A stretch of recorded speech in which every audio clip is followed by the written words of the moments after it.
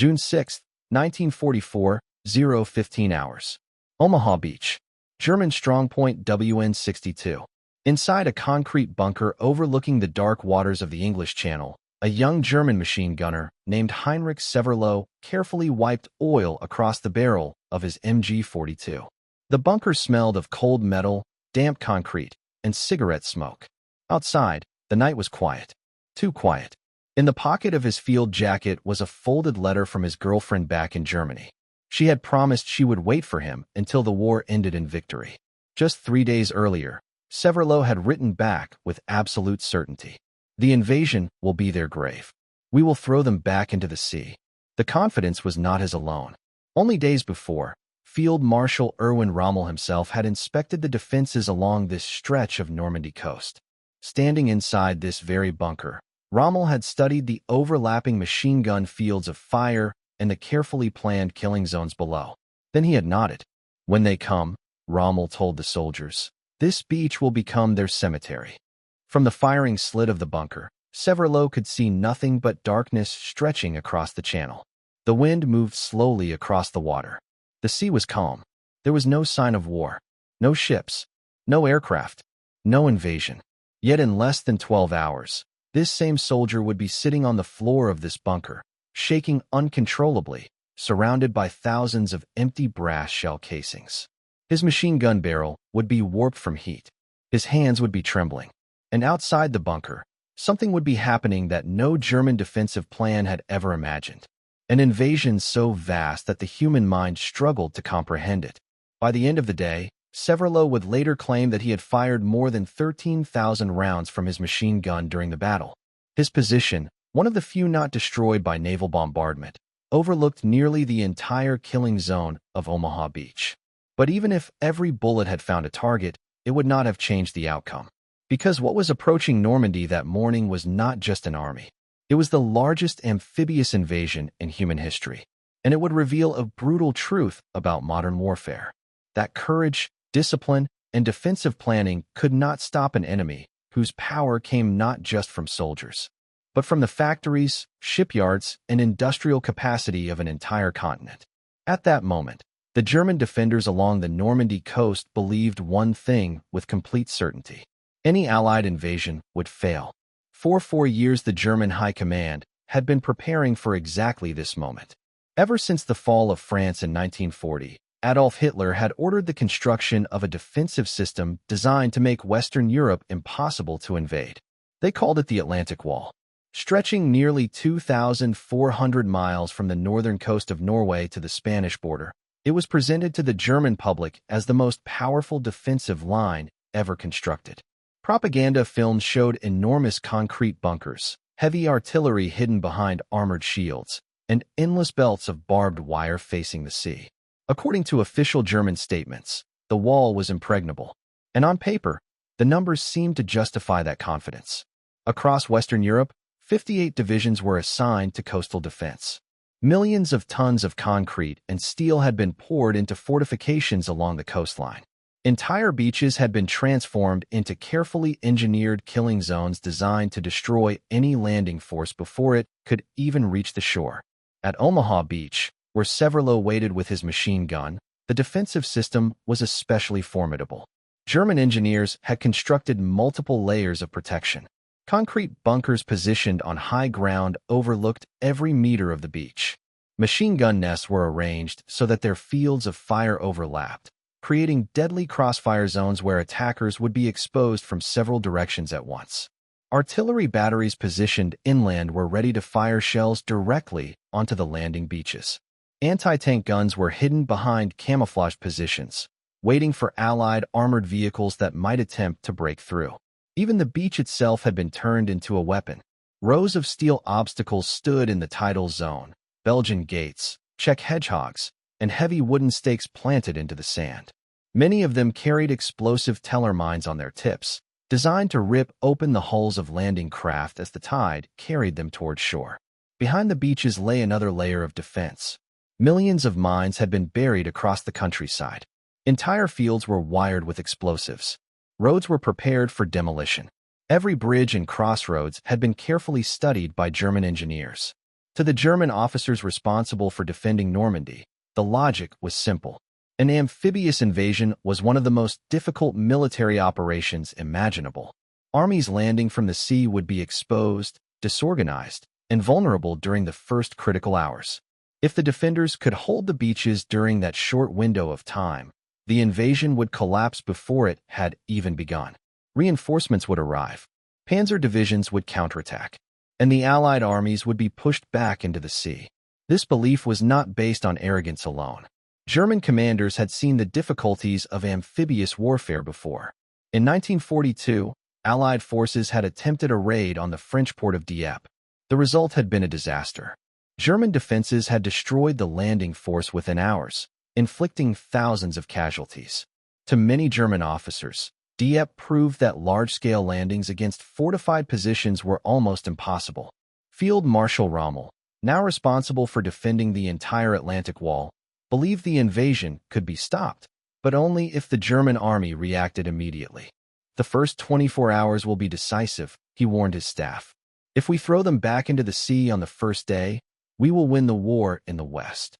For the soldiers waiting inside the bunkers above Omaha Beach, that belief felt completely reasonable. They had strong defenses.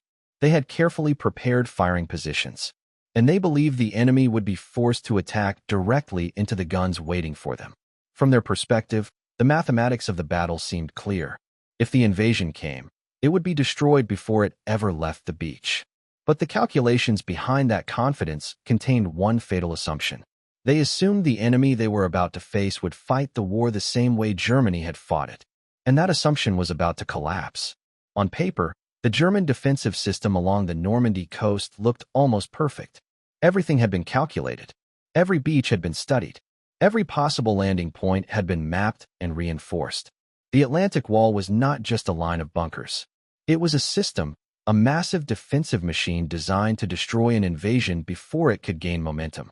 At Omaha Beach alone, the structure of that system was carefully layered. German engineers and planners had built a defensive network that included 8 large reinforced concrete bunkers positioned on elevated ground, 35 pillboxes scattered across the defensive line, 4 heavy artillery positions capable of firing deep into the channel, 18 anti-tank gun emplacements covering the beach exits, 45 rocket launcher positions, 85 machine gun nests controlling the killing zones, 6 mortar pits providing indirect fire across the shoreline. Each position supported the others. Machine guns were not placed randomly. They were arranged so their fire overlapped across the beach, creating intersecting fields of fire that could sweep every approach route. If soldiers tried to take cover from one gun, another gun could still reach them. If attackers moved away from artillery fire, they moved into mortar range. If they survived the beach, anti-tank guns waited at the exits leading inland. The beach itself had been turned into the first line of defense. German engineers planted roughly 3,700 obstacles in the tidal zone alone. Heavy steel, Czech hedgehogs, Belgian gates made from welded beams, and wooden stakes driven deep into the sand formed barriers designed to tear open landing craft. Many of these obstacles were topped with teller mines. A landing craft striking one of them could be destroyed instantly. Behind the beaches lay yet another layer of danger. Across Normandy, German forces had planted approximately 6.5 million mines. Fields were wired with explosives. Paths were booby-trapped.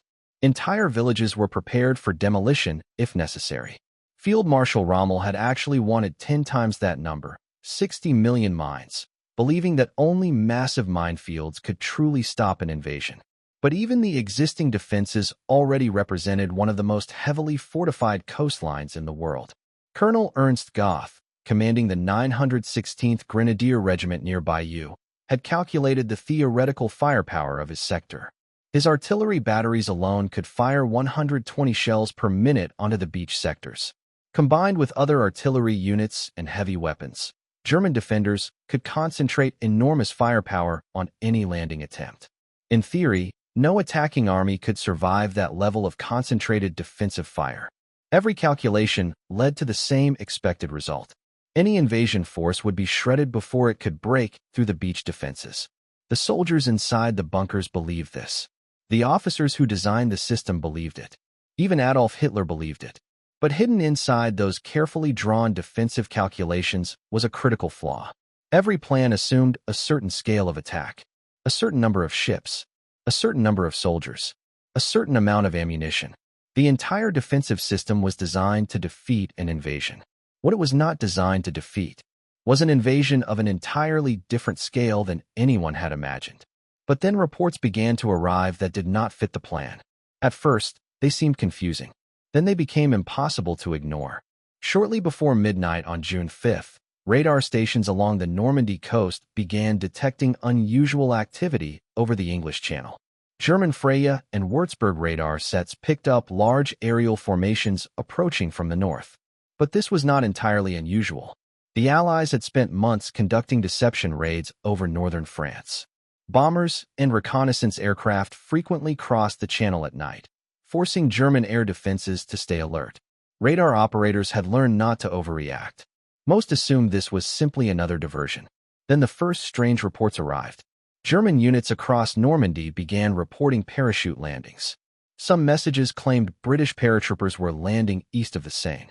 Other reports described American paratroopers dropping near the Cotentin Peninsula. Some units insisted that paratroopers had landed behind their positions. Others said they had landed miles away. The reports contradicted each other. Nothing made sense. Adding to the confusion were strange explosions and flashes of light across the countryside. Small fires appeared in fields and forests where no aircraft had been seen. German patrols discovered parachutes hanging from trees. But when they approached, they sometimes found nothing underneath. The Allies had dropped hundreds of dummy paratroopers equipped with firecrackers and explosive charges designed to simulate gunfire. To German observers in the dark, it looked like airborne troops were landing everywhere. Entire regions reported attacks that did not exist. Communication networks began to flood with contradictory information. Commanders tried to determine where the real attack was happening. No one could agree. One of the first officers to recognize the danger was Major Hans von Luck, commander of a Panzer Grenadier regiment in the nearby 21st Panzer Division. He was awakened during the night by reports of paratroopers landing close to his sector. As he listened to the growing stream of messages, a disturbing thought began to form. This did not look like a diversion. This looked like preparation for something much larger. Paratroopers appearing behind German lines could mean only one thing. They were securing the flanks for a major landing. Von Luck immediately requested permission to move his forces and attack the airborne troops before they could organize. But the response from higher headquarters came quickly. Do not move until the situation clarifies. German command doctrine required authorization before large units could maneuver. And in the confusion of the night, no one wanted to commit forces too early. So von Luck waited. And with every minute that passed, the reports continued to multiply. More parachutes, more explosions, more scattered landings. Across Normandy, German officers tried to piece together what was happening. At first, it seemed like chaos. But slowly, a terrifying possibility began to emerge. This might not be a diversion. This might be the beginning of the invasion. But as dawn approached on June 6th, the situation changed completely. At 5:30 hours, the first gray light of morning began to spread across the English Channel. German observers stationed along the Normandy coast stepped outside their bunkers and looked toward the horizon. What they saw did not fit any invasion scenario they had imagined. At first, it looked like a strange gray fog hanging low over the water. Then the shapes became clearer. Ships. Hundreds of ships. But as the light grew stronger, the true scale became visible. The horizon was covered. Not dozens. Not hundreds. Thousands. The sea between England and Normandy had become a moving wall of steel. Battleships, cruisers, destroyers, landing craft, transport ships, supply vessels. Every type of ship imaginable filled the channel. They stretched as far as the eye could see in both directions. German observers who had been trained to count enemy formations simply stopped trying. There were too many. Later Allied records would reveal the exact number. The invasion fleet contained 6,939 vessels, 1,213 warships, 4,126 landing craft, 736 support and auxiliary vessels, 864 transport and merchant ships. It was the largest naval armada ever assembled in human history. For the German defenders raised on years of propaganda about Allied weakness, the psychological shock was immediate. Nothing in their training had prepared them for a fleet of this size. Artillery officer Bernhard Ferking, stationed at the same strongpoint complex overlooking Omaha Beach, reportedly looked through his binoculars and quietly told the soldiers around him, "The whole world is coming." And in many ways, it was. American, British, and Canadian forces were approaching the beaches simultaneously. Behind them were thousands of aircraft. Behind those aircraft were factories across the Atlantic producing ships, tanks, ammunition, and vehicles faster than Germany could destroy them. The invasion force that morning represented the combined industrial strength of several continents. But the shock was only beginning. At 5:35 hours, 5 minutes after the fleet appeared in full daylight, the bombardment began. The sea erupted in fire. Heavy naval guns opened up from dozens of warships simultaneously. Massive battleships fired shells weighing over half a ton toward the coastline. Destroyers added hundreds of smaller guns. The explosions began landing across the German defensive positions in rapid succession. Concrete bunkers shook. Sand and dirt erupted into the air. Entire sections of the defensive line disappeared behind smoke and debris. The battleship USS Texas alone fired more than 250 massive 14-inch shells at German positions near Point du Hoc within just half an hour. Other ships joined in. Shell after shell smashed into the coastal defenses. For many German soldiers, the scale of the bombardment was unlike anything they had ever experienced. Veterans of the Eastern Front had survived massive Soviet artillery barrages. Others had endured heavy Allied bombing raids over German cities. But this was different. Because the fire was constant, there was no pause. The ships offshore had virtually unlimited ammunition, and they were firing directly into the defensive system the Germans believed could stop any invasion. Bunkers designed to survive heavy bombardment began cracking under repeated impacts. Some collapsed completely. Soldiers were buried in debris, dug out, and buried again as new shells struck nearby. The psychological effect was devastating. The fortifications the German soldiers trusted, the concrete walls, the steel doors, the carefully engineered defenses, suddenly seemed fragile, like sandcastles in a storm. And the worst part was still coming. Because the ships were only the beginning. Behind them, thousands of landing craft were already moving toward the beaches. With every passing hour, the situation on Omaha Beach grew worse. The naval bombardment slowed. Then the landing craft began to arrive. At 6:30 in the morning, the first assault waves reached the shoreline. Ramps dropped into the surf, and American soldiers stepped into the cold water, struggling forward under the weight of equipment that sometimes exceeded 70 pounds. German defenders who had survived the bombardment rushed back to their firing positions. Machine guns opened fire. Mortars began dropping shells onto the crowded beach. Artillery batteries further inland joined the battle. What followed was chaos. Landing craft were hit before they even reached the sand. Some exploded instantly when artillery shells struck them.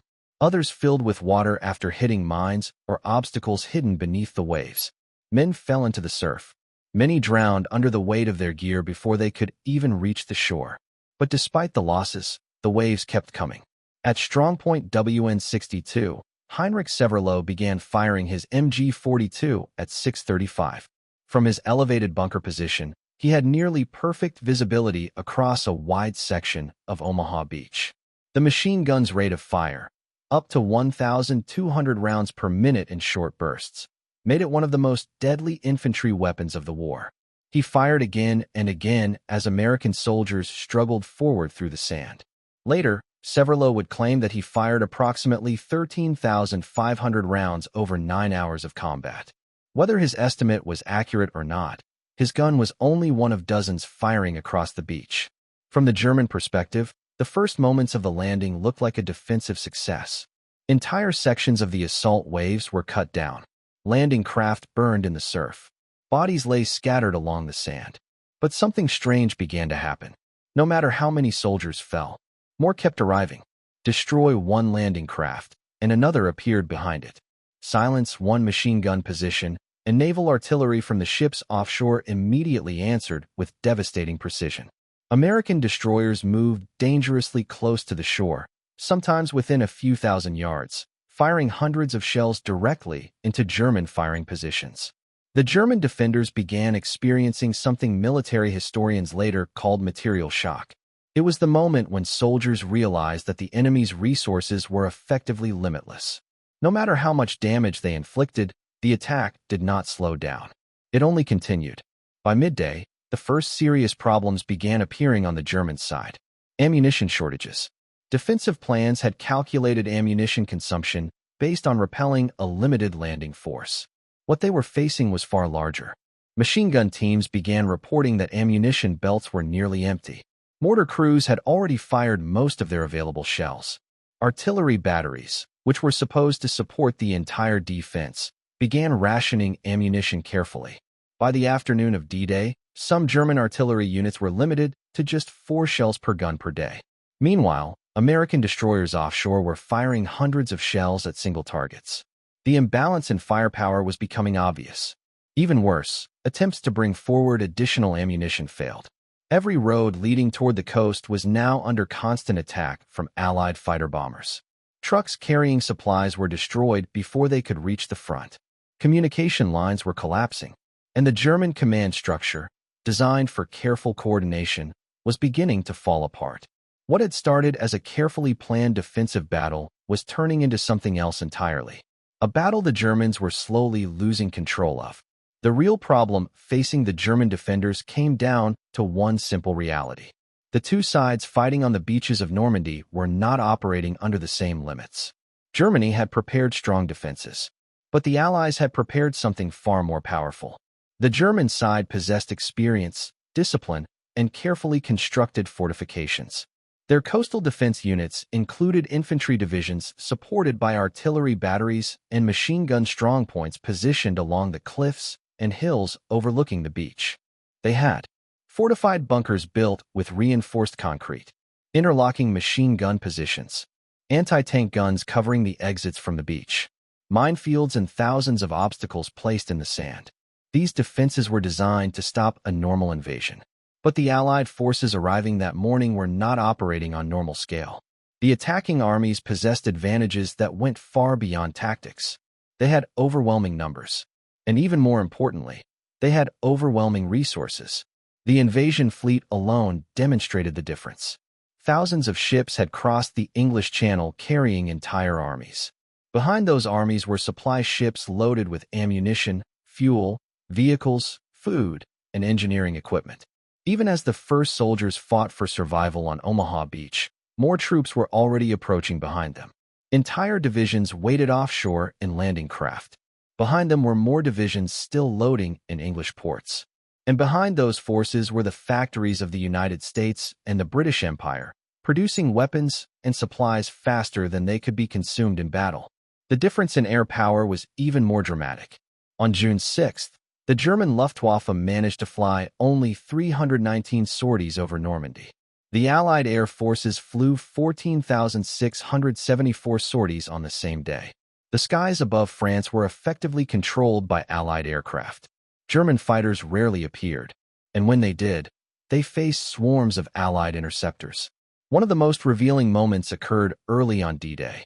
Joseph Pips Priller, commander of a German fighter wing, received orders to attack the invasion fleet with his entire force.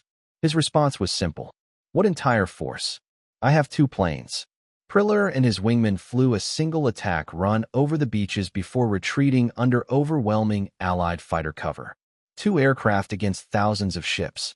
The imbalance of power could not have been clearer, and the contrast extended far beyond ships and aircraft. The Allies had specialized equipment designed specifically for the invasion. Modified tanks cleared mines. Armored vehicles laid bridges across obstacles. Flamethrower tanks attacked bunkers. Engineering units built roads directly on the beaches. German defenders were encountering machines they had never seen before.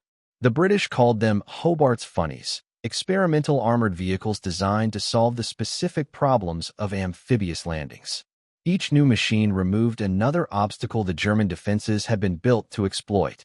And while the German defenders struggled to conserve ammunition, the Allies appeared to have no such limits. Destroyers fired hundreds of shells. Bombers returned again and again. Landing craft unloaded endless waves of soldiers.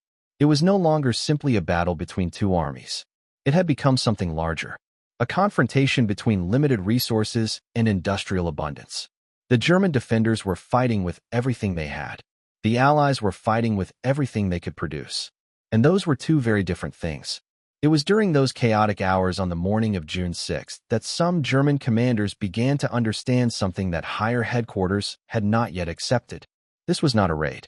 This was not a diversion. This was the invasion. One of the first officers to grasp the full danger was Major Hans von Luck of the 21st Panzer Division. Throughout the night, he had been receiving reports of paratroopers landing behind German lines. At first, the information had seemed confused, scattered drops, small groups, isolated firefights. But as the reports multiplied, the pattern became clear. The airborne troops were not random. They were securing the flanks. Their mission was to prevent German armored units from moving quickly toward the beaches. Von Luck immediately requested permission to move his Panzer Grenadier forces and attack the paratroopers before they could consolidate their positions. If the Germans struck quickly enough, they might still disrupt the invasion before it fully developed. But German command structure worked slowly. Orders had to travel through layers of headquarters. Authorization had to come from higher command. And the highest command authority, Adolf Hitler himself, still controlled the release of many armored reserves. The response that came back to von Luck's request was frustratingly simple. Wait for further clarification. Those hours of waiting would prove decisive, because every minute that passed allowed the Allied invasion force to grow stronger. Landing craft continued delivering troops onto the beaches. Airborne units gathered their scattered forces and began securing key bridges, roads, and villages. Naval artillery continued hammering German defensive positions. The Germans had built their entire strategy around one critical assumption, that they would be able to launch immediate counterattacks. But those counterattacks never came in time. The most important armored units near Normandy remained immobilized during the crucial early hours. The 21st Panzer Division, the only armored formation close enough to respond quickly, did not receive orders to attack until 10 o'clock in the morning, nearly 4 hours after the first troops had already landed. By then, the situation had already begun to change. Allied soldiers had established footholds on several beaches. Engineers were clearing obstacles. Reinforcements were pouring ashore. The window in which the invasion could have been destroyed was closing. When von Luck later reflected on that moment, he described the realization that had struck him during those early hours. He understood that the German army had already lost the most important battle of the day, not on the beach, but in time. Every minute of hesitation had allowed the Allied forces to strengthen their position. And once the Allies secured a stable foothold in Normandy, the outcome of the campaign would become almost inevitable.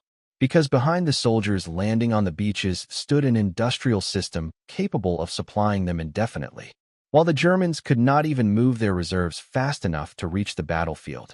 By the evening of June 6th, the reality of the situation had become impossible for the German command to ignore. The Atlantic Wall had been breached. All along the Normandy coastline, Allied forces had established footholds and were pushing slowly inland. What had begun in the early morning as desperate fighting on narrow strips of sand had transformed into something far more dangerous for Germany. A permanent bridgehead. German commanders across the region began sending increasingly grim reports to higher headquarters.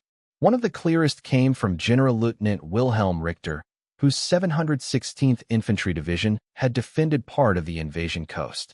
His message summarized the situation in stark terms. Division combat strength, 35% remaining. Most coastal strongpoints had been lost. Artillery batteries were almost completely destroyed. Enemy forces were advancing inland. The defensive system that had taken years to build had been broken in a single day. Individual German soldiers had fought with determination. Many strongpoints continued firing until ammunition ran out. Machine gun teams held their positions under relentless naval bombardment. But the outcome of the battle was no longer determined by individual acts of bravery. The scale of the Allied operation had overwhelmed the entire defensive structure. The air war above Normandy had already been decided. The Luftwaffe could barely appear over the battlefield. Allied fighter aircraft controlled the skies completely, attacking German reinforcements as they attempted to move toward the front. German naval forces were almost entirely absent. E-boats and small patrol craft attempted limited attacks, but the massive Allied fleet offshore made any serious naval response impossible. On land, the situation continued to deteriorate in the days that followed. Allied reinforcements arrived constantly. Supply ships unloaded thousands of tons of ammunition, fuel, and equipment every day. Engineers constructed artificial harbors, known as mulberry ports, allowing cargo to be delivered directly onto the beaches. Within days, Allied armies were receiving more than 15,000 tons of supplies per day in Normandy. German forces could not match that scale. Reinforcements moving toward the front faced constant air attack. Entire convoys of trucks were destroyed on roads before they reached the battlefield. Some divisions required 2 weeks to travel distances that should have taken 1 or 2 days. By June 12th, German forces in Normandy had already suffered approximately 26,000 casualties. Entire units were exhausted. The town of Corinton fell, linking the American beachheads at Utah and Omaha, and creating a continuous Allied front. Elite German units that had never previously retreated were forced to withdraw. The invasion that German planners had believed could be stopped on the beaches had now become a full-scale campaign across northern France. And as the weeks passed, the situation only worsened. In July, the Allied breakthrough known as Operation Cobra shattered German defensive lines in Normandy. Massive aerial bombardments destroyed entire German divisions. In August, the German army in Normandy was trapped inside the Falaise pocket. The destruction was catastrophic. Approximately 10,000 German soldiers were killed. More than 50,000 were captured. Thousands of vehicles and hundreds of tanks were destroyed. The German army in France had effectively ceased to exist as a fighting force. What had begun on June 6th with the landings on the beaches ended with the near-total destruction of German forces in Western Europe. The invasion that Heinrich Severloh had once believed could be thrown back into the sea had instead opened the road to the heart of Germany. The events of June 6, 1944 revealed a truth that many German officers only fully understood after the battle was already lost. Wars were no longer decided solely by courage, tactics, or battlefield experience. They were decided by industry. Throughout the Normandy campaign, German soldiers repeatedly encountered something they had never faced before on such a scale, an enemy whose resources seemed limitless. Every destroyed landing craft was replaced by several more. Every destroyed tank was quickly replaced by another arriving from the beaches. Every destroyed artillery position was answered by naval guns offshore or bombers overhead. For German soldiers who had grown up believing in the superiority of their army, the experience was deeply shocking. They had been trained to believe that skill, discipline, and battlefield experience would always overcome their enemies. But in Normandy, they discovered something different. They were facing a coalition of nations whose industrial capacity dwarfed anything Germany could produce. American factories alone produced staggering quantities of weapons and equipment. In 1944, the United States built 96,000 aircraft in a single year. Shipyards launched new vessels constantly. Entire armored divisions could be equipped faster than German industry could replace a single destroyed formation. The scale of production was beyond anything German soldiers had imagined. Field Marshal Erwin Rommel, one of Germany's most respected commanders, recognized the reality of the situation. In his final report to Adolf Hitler in July 1944, he wrote a stark warning. The troops are fighting heroically everywhere, but the unequal struggle is nearing its end.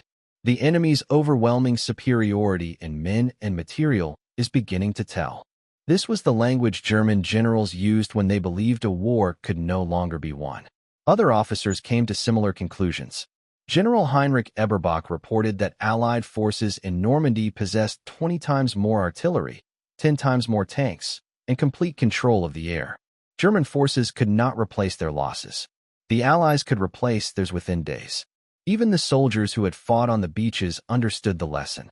Heinrich Severloh, the machine gunner who fired thousands of rounds from his bunker above Omaha Beach, would later reflect on the experience years after the war. His gun had worked perfectly. His position had been well designed. His training had been effective. But none of that had mattered, because the Allied armies simply had more of everything. More ships, more aircraft, more tanks, more ammunition, more fuel, more soldiers. The Battle of Normandy proved that World War II had become something fundamentally different from earlier wars. It was no longer a contest between armies alone. It was a contest between entire industrial systems. And in that kind of war, victory belonged not only to the soldiers fighting on the battlefield, but to the nations capable of producing weapons, supplies, and reinforcements faster than their enemies could destroy them. The German defenders of Normandy had fought with courage and determination, but they had been trying to stop something far larger than an army. They had been trying to stop the full industrial power of the Allied world. And in the end, that was like trying to stop the tide.